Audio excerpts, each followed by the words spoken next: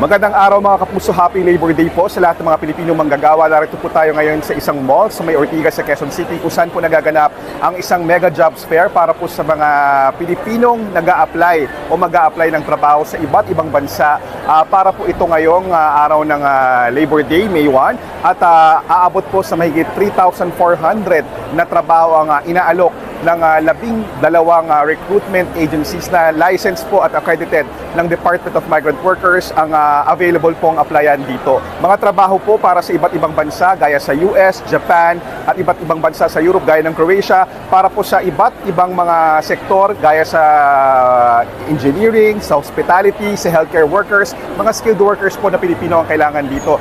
Nasa 2,000 na po ng mga Filipino applicants ang nakapagpa-pre-register at priority po na matulungan at ma-assist para sa pag-apply ng trabaho yung mga Filipino po na wala ng trabaho sa Middle East dahil nga po sa nangyaring giyera at krisis doon. Pero syempre marami rin po mga first-time applicants at bukod po sa mga nakapagpa-pre-register na marami pa rin pong mga nag-walk-in.